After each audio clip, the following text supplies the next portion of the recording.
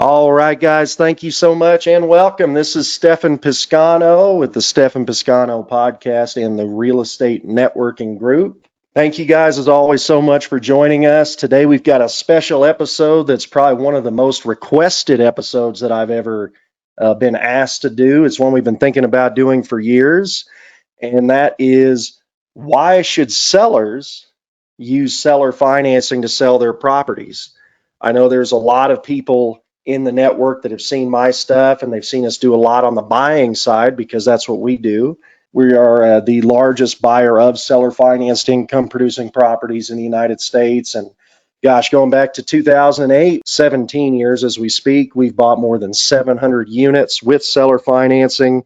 It has been tried and true, the strategy that I love the most. I think it gives the best benefits. But interesting thing has happened since I started putting some of these training contents out on YouTube and on the podcast here, that we actually lost at least two, maybe three deals in the last 2 years because we get a property under contract and then they would take a look at our YouTube channel and they'd see our videos talking about the great benefits of buying with seller financing, and they go, oh gosh, these guys, this is too good of a deal. And so they say, well, no, the truth is, and then I guess they think that we're trying to get one over on them or something. I don't know, but that couldn't be further from the truth. The reality of it is, if they actually did listen to those, even on the buying videos, we always talk about one of the things I love the most about seller financing and about real estate in general as an investment strategy and asset class is it is one of the few things where you can have a buyer and a seller walk away from the transaction table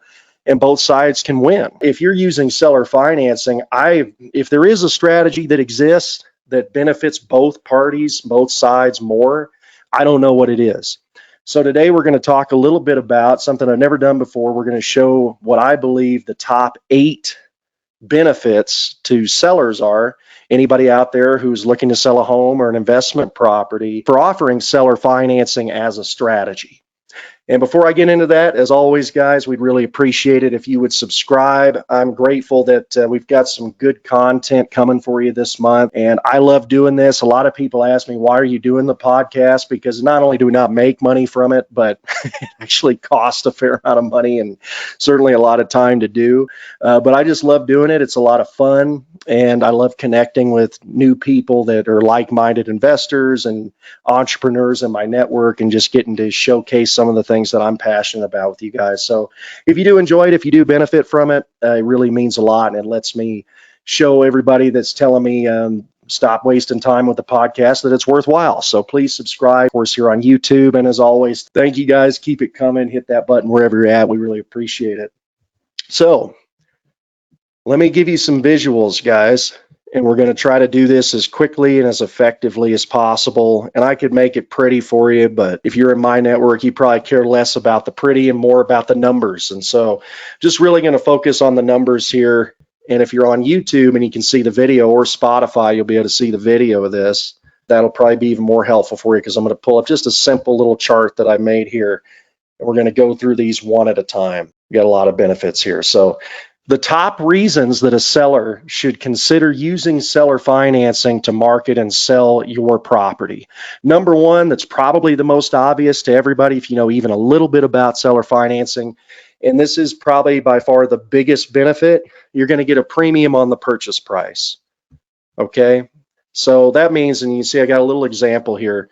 Let's say you got a condo, which I just had one that actually gave me the idea to do this, where I just ran through it for the seller off the top of my head and showed them how much more they would make over a 5-year period if they sold it to us with seller financing. This was a condo in Las Vegas.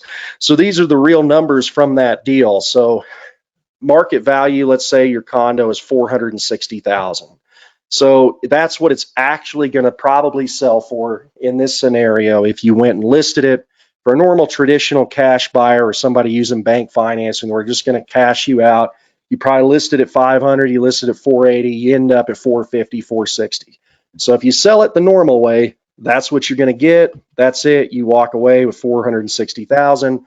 You pay your escrow costs, you pay your agent commission, so on and so forth. If that's the case, a pretty standard premium that you could expect to get, and this might even be low depending on what market you're in and what terms you're offering. With seller financing, you can easily get $500,000 for that same property that's worth $460,000 cash.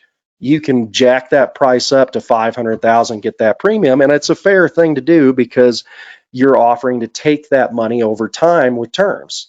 So if you just look at it like that, it's like, okay, you're making an extra 40 grand, right?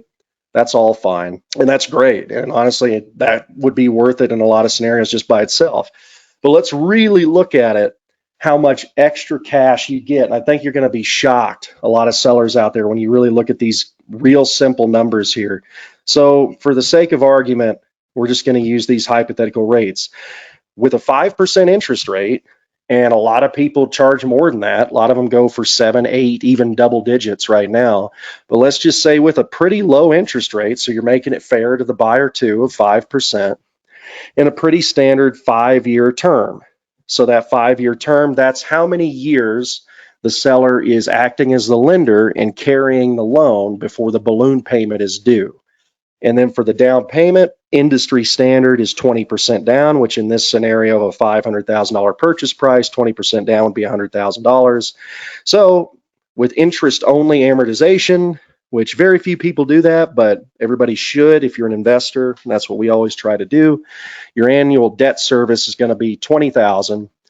And the way you calculate that is $100,000 for your down payment on your $500,000 purchase price. That leaves you with a balloon payment, a note of $400,000, 5% of that when using interest only amortization. So you're not paying down any principal with your payments, you're only paying interest.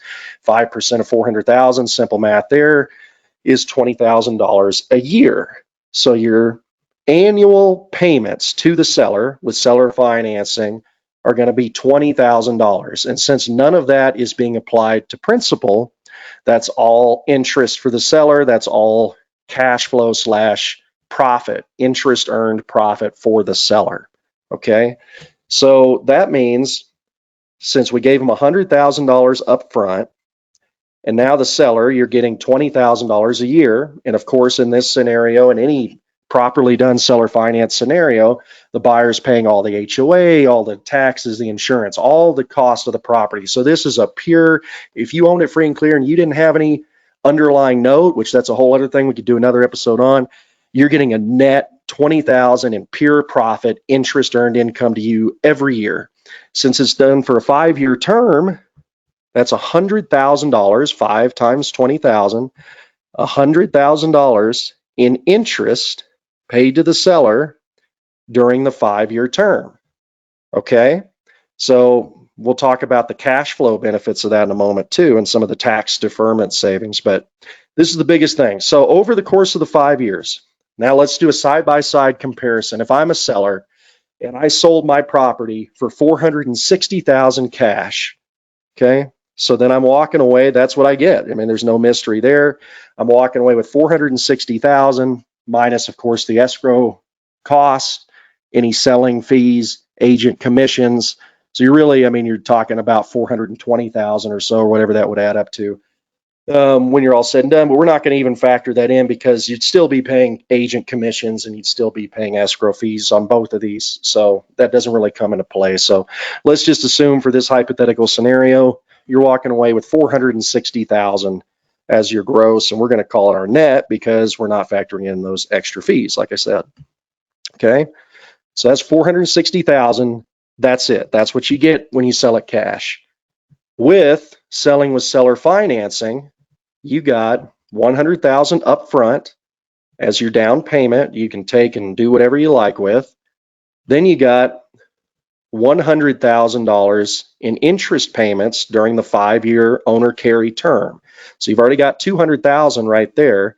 Then at the end of the 5 years, because you did interest only, which is smart for the investor to do, for us as investors to do, because that makes your debt service lower, which makes the cash flow better, which makes your cash on cash return better. So this is a win for everybody. The reason it's good for the seller is now you haven't paid down that principal at all, so they're getting that full $400,000 balloon payment at the end of 5 years. So $100,000 down payment, $100,000 in interest-only loan payments paid to you as the seller over the 5 years, another $400,000 in the balloon payment paid after 5 years. That's $600,000. So compare the two side by side again. You sold it cash. You got $460,000 up front. You walk away, do whatever you're going to do with it. Obviously, if you need to buy another property immediately, you need every penny you can get right here, right now, then yeah, selling it cash obviously is going to make more sense. If you're in a position where you don't have an immediate need for all of that capital, you already have your primary residence, you're just going to maybe put it into another investment property, you're going to put it in your bank account. There's no doubt this makes more sense because you're comparing your $460,000 that you would have got selling it cash to $600,000 that you would get over the course of the seller finance deal. So that's an extra $140,000, which is around 30% more in this scenario. And that's a pretty good, the numbers will obviously go up and down depending on the purchase price of the property and the terms, but that's a pretty conservative, pretty accurate percentage. Over the course of a 5-year, you're going to get 30% more. Now, if you did it, I'll just do this one off the top of my head. Because like I said, 5%, that's a good fair rate. But hey, since this one's supposed to be for the sellers, what if you really went hardcore with it and charged 8%? Okay. So now you are getting 32,000. Just doing this on the fly.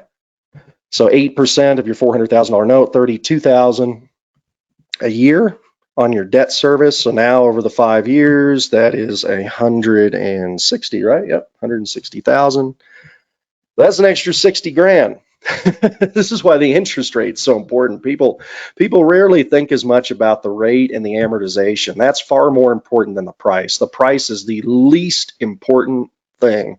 The rate and the down payment are the most important things for both sides. That's why what we argue about the most. But so now you're getting 160,000 over the 5 years. So now 660,000 versus 460,000, which of course is an extra $200,000 more, which is about 45%. We'll call it 46%, I think, just real quick off the top of my head. Well, now I'm curious. Let's see how much that is, because that's going to bug me. So that's an extra 43.4% in that scenario. Now, if you start getting terms like that, I mean, I guess this is supposed to be slanted towards the seller, then I don't think it's really a fair deal for the buyer anymore. But those are very common. They're out there. You can charge 8%. I mean, I think 6% is probably the most fair number. We usually try to get 3 or 4, honestly, and then maybe you settle at 4 or 5. 6 is probably the mid-range. You start charging 7, 8 or more, and then it starts to become more advantageous just to use bank financing for the buyer. So that's just a shocking thing, guys. So in this scenario, you're going to net over a 5-year period as the seller anywhere from the initial scenario, the original scenario we use with a 5% rate of an extra $140,000 on your property over the 5-year term. So if you divide that over the 5 years, you're making an extra $28,000 a year in just pure profit, pure interest on your property. Or if you want to charge kind of a mafia style 8% or higher, you can get that number up to as much as an extra $40,000, $50,000 a year in just pure profit. It's all profit. So that's the biggest reason, and that alone makes it worth doing. The other one that we're going to touch on briefly here, these other 6 to 8 reasons I've got here that are benefits for sellers. You broaden your buyer pool. There's only so many people that are going to buy your property, even if you have it at market value price or even slightly below market value. Bank financing right now is pretty much garbage. The rates are obnoxious. The buyer pool is used to these low interest rates that we've all been so happy and grateful for the last couple of decades here, or at least the majority of the last decade. And so paying 7%, 8% when investors are used to paying 2.5 to 5 is, it's just not going to work for you to get the maximum buyer pool. There also are some situations that if you're dealing with this right now, you probably know exactly what I'm talking about, and it's probably a big thing for you. A lot of HOAs, if you're in a condo situation or even any property with an HOA, it's very common to have HOA litigation.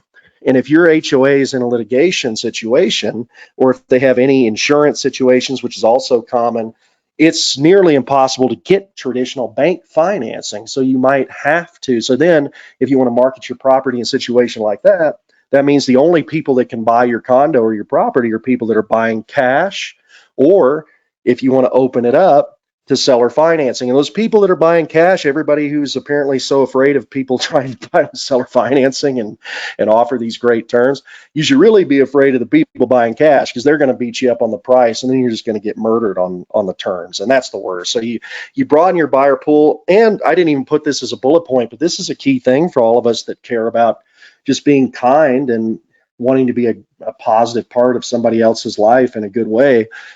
I'm looking at it as the investor standpoint, because myself and my partners, obviously that's what we do as investors. But if you open it up with seller financing, you might sell it to some beautiful young family or old family, whoever it may be, that for whatever reason might have credit issues, or maybe they have good credit, but they're self-employed and they just can't get good terms with bank financing. And you can help those people achieve the dream of home ownership. And that's a blessing too. It really is. So if you care about that, which I do, and hopefully other people do too, then that's another thing too. So broadening the buyer pool, and it obviously, by broadening the number of people that can buy your property, increases competition, increases the terms, increases the price, and hopefully it speeds up your sale process as well. Next one is another huge one too, which is you can defer the taxable liabilities. And I'm going to combine this with this one here of possibly minimizing or even eliminating tax liabilities. There's a little bit of debate on this. Having bought and sold, again, hundreds of these, I've had this conversation a lot with a lot of really smart people and some not so smart people. But I've heard a lot of opinions on it.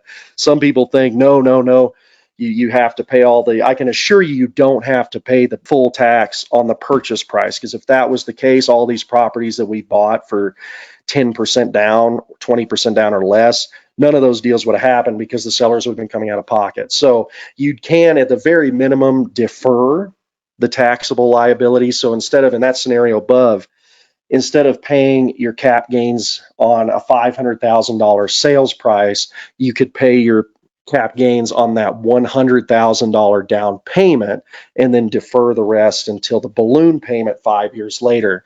And there are some people that have told me some strategies to where you can actually reduce that taxable liability over that 5-year period with different strategies. I'm not a CPA, so I recommend you talk to your tax professional about that.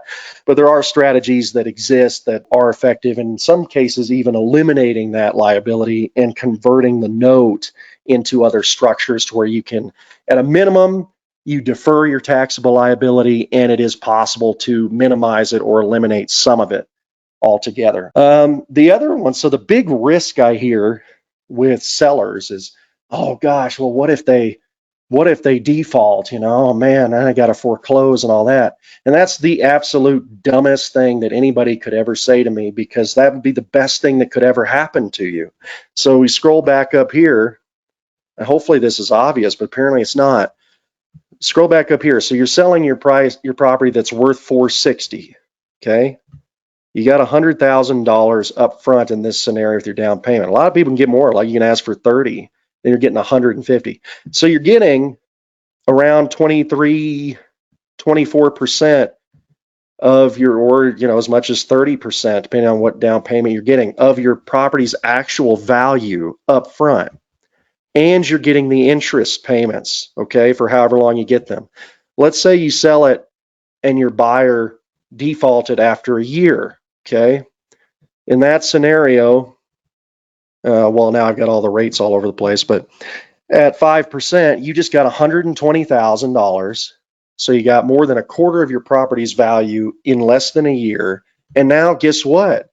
You can foreclose in about 3-4 months. And now you can sell that property again. And then you got your property, or you can just keep it. And maybe all you needed to want to keep it was that extra 120 grand. And now you've got it. And now you just keep it, or you sell it again.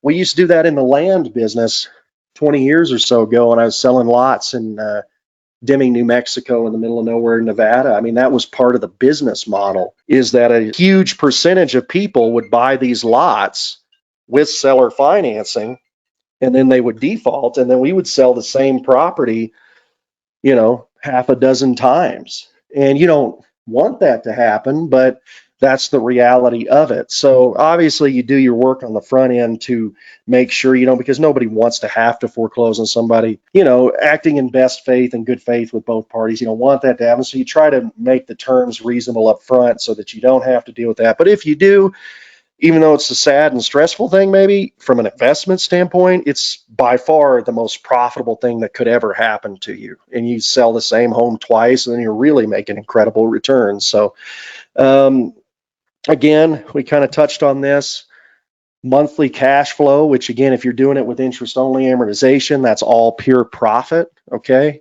Unless you have an underlying note and you're doing some type of a wrap, but either way, still it's net profit to you, whatever your net proceeds are. So that's money that you can put into your pocket every month. And again, depending on what your situation is, if you're just going to put this into a CD or the stock market, you're going to earn a similar or lower return, and you're not going to be able to really spend that. You're not going to get a monthly dividend from your CD. You're not going to be able to touch it at all. It just sits there and grows, by 2.5% or whatever it is. With this, you're earning 6 to 8% a year in net interest only payments to you, okay, that are pure profit that goes right into your pocket, right into your bank account, tax deferred, that you're able to utilize for whatever you need right there. There's not a lot of investments that you could take that lump sum and put it into unless you bought another rental property. But even then, you're going to have all the stress and liability and expense that comes with managing a rental property. With this, you're just getting straight monthly cash flow on a property. It's secured by an asset that you're intimately familiar with, that you know better than even the person you sold it to, because it's been your property for however long you've owned it, and you're getting that consistent cash flow in your pocket every month. I think that's a massive, massive benefit for the right kind of seller. More certainty that the transaction actually gets closed. Okay, what I mean by that is when you're using bank financing, and I've had it, the bigger and the more expensive the property, the more common this is, right? I mean, we've sold some pretty expensive properties, and there's a lot of legwork. First, you got your inspection contingency, right? Then you got your buyer's financing contingency, which a lot of time that runs right up to the close. And so even the buyer, large percentage of the time, even the buyer doesn't really know, because it's not up to them, if they're going to actually be able to close. And because of that financing contingency, their earnest money is protected pretty much the entire duration of the close. And I've had buyers string me along for months on this bank financing contingency nonsense. So when you are the bank, when you're doing seller financing, you're the lender, you don't have any of that risk. All of that nonsense goes right off the table, and you're the one who has all the control. You get to decide when the loan's approved. You get to decide it's approved for closing. All you have to do is collect the down payment from the buyer, and you're ready to close. So it dramatically increase. It puts all the control and the power for you, honestly, as the seller, to where you're the one who's going to decide if this transaction happens. And you're not reliant on so many third parties with the banks and appraisals and all this nonsense. You are the bank, you are the appraiser, and if you want it to close and the buyer provides the down payment, hopefully, then it's going to close. So that's a great blessing as well. And I already mentioned you're earning interest on an asset that we're intimately familiar with, which is great as well. So these are just some of the benefits, guys. I hope that helps a little bit on the seller side. I hope that we talked about enough here to give you an idea of why you should at least consider using seller finance, especially right now too, guys. I mean, again, with the rates being as high as they are, this is one of the best times in my lifetime to use seller financing, both as a buyer and as a seller. So I'm shocked that it's not becoming more common. I hope that I'm fine actually either way, because it's such a blessing to me and my partners and the people I come in contact with. If we're the only ones doing it, then less competition and we get better terms. But I really genuinely mean it. I really hope that this video properly illustrates that it really is a win-win for both sides. Obviously, again, there's going to be some sellers, if you just need that 400 grand right here, right now, you're going to go buy another house and you need it, that's fine. I mean, then yeah, take the cash, you should do that. But if you're somebody that has a little more flexibility, got some options, there's no question that seller financing at the terms, and again, this is another beauty of it, you're working with a human being on both sides instead of working with a bank. And it's all flexible. Every one of these numbers up here, every single one of them, from the price to the interest rate to the amortization to the down payment to the length of carry term, all of it is negotiable. And there's even more levels I could go deep with it of how you can tailor it for what you want and then try to fit that with what the buyer wants, and both parties can win, and it can be a real home run. So grateful that you guys took the time to watch this or listen to it. I hope that it's beneficial for you in some way. Grateful to have you as always in my network. And again, if you would like to make me happy, hit the like button or the subscribe button, or better yet, leave me a comment somewhere on what you'd like to see for some of our more seller financed and real estate investing strategies content that we do, because we'd like to produce more, but we want to give you what you want to see. So have a blessed Memorial Day weekend, and we will talk to you soon. Thanks so much.